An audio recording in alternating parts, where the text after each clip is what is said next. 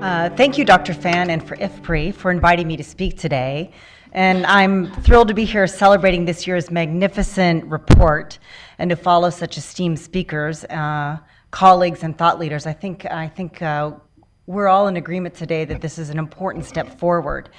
And thanks for the dedication and hard work of many of you here in the room that we've put ending hunger where it belongs, which is really high on the global agenda.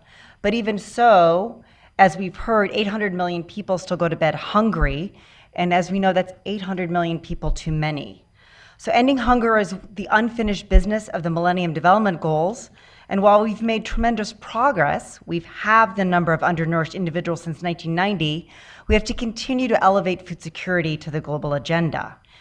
In 2009, President Obama stood in front of the world and committed the US to fighting global hunger and malnutrition, and that's exactly what we've done. So from that call to action, and thanks to his leadership, we've mobilized commitments from the US and other donors totaling over $22 billion. And these have proven to be powerful resources to invest in agricultural value chains, infrastructure research, technologies up and down the value chains to deliver results. And to deliver these results, the US government launched the Feed the Future initiative, which was a new take on development focusing on partnerships, transparency, evidence, and results. And one of the most unique aspects of Feed the Future was its whole of government approach and bringing together 11 US government agencies. And last week, again, we just brought them together. Administrator Smith held a meeting, and we highlighted some of the work that we've done together as a US government, highlighting MCC's work to build roads to transport food and other goods, Peace Corps having a network of over 2,000 food security focused volunteers in many countries around the world, the State Department's diplomatic engagement and leadership through policy discussions, and USDA's engagement with some of the world's top agricultural scientists. And we see this as an all hands on deck approach to combating hunger, poverty, and malnutrition. So our approach to working hand in hand with developing nations, supporting country-led development plans, targeting programs that work for and with women, and helping smallholder farmers find new markets and reach urban areas is working. And what started as ambitious goals of reducing prevalence of poverty and stunting by 20% are now on target to become a reality.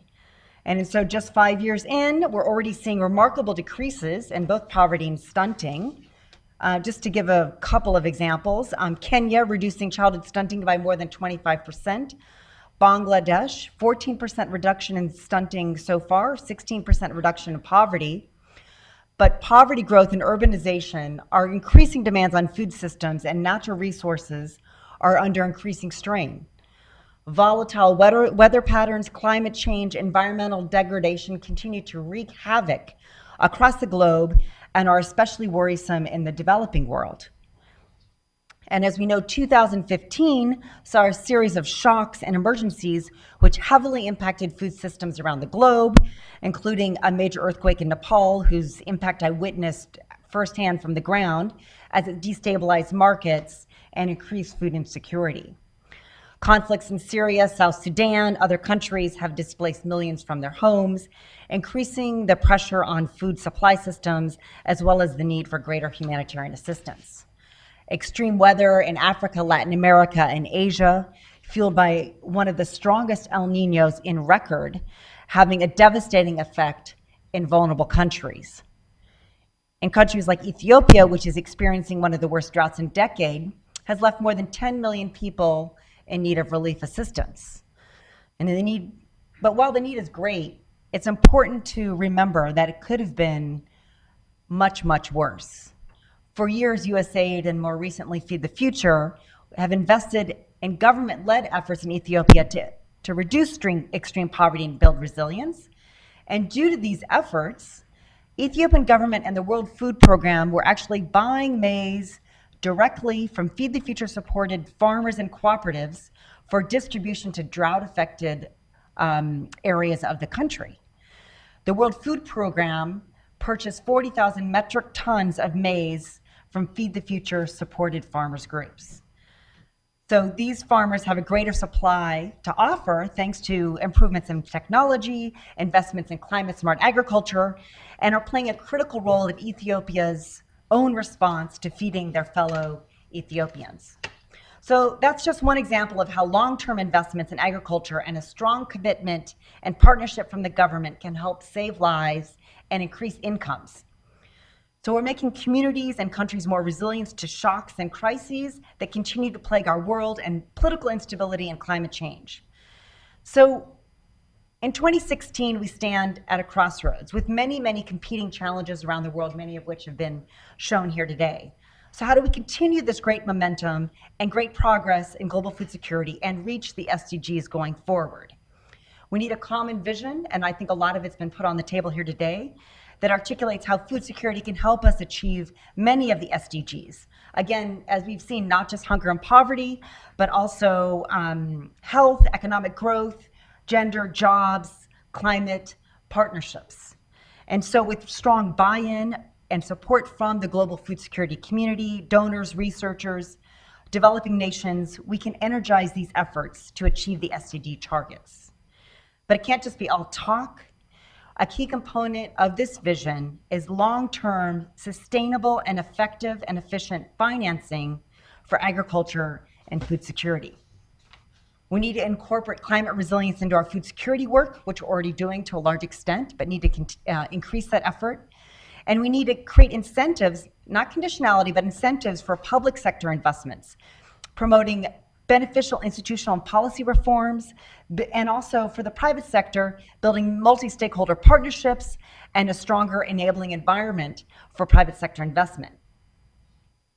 So lastly, I just wanted to put on the table that we need to strive to be better and learn from our strengths and weaknesses. And for that reason, this year we're working with researchers, evaluators, and our own internal learning staff to mobilize the best lessons and thinking on Feed the Future and current food security programming in order to help a new administration and a new Congress shape an even stronger food security initiative for the U.S. moving forward. One that builds on the accomplishments and the leadership of U.S. government has shown over the past 5 years to an even greater impact as we seek to impact the many challenges in our food system that have been outlined here today. We've come a long way in these past 5 years, and our collective global efforts have helped improve the lives of hundreds of millions of people around the world. But we can't stop there. To truly end hunger, we must continue to build resilient communities that can withstand and bounce back from shocks, empower the female farmer to help her get the seeds, tools, and knowledge she needs to reach her full potential so that her children can also reach theirs. We must help empower that young entrepreneur to see a future in agriculture, connecting her to a local market, removing policy barriers, and opening doors so she can reach a wider global market. For when the smallholder farmers of this world prosper, we all prosper. So thank you again for having me, and look forward to working with you all to achieve a food secure future.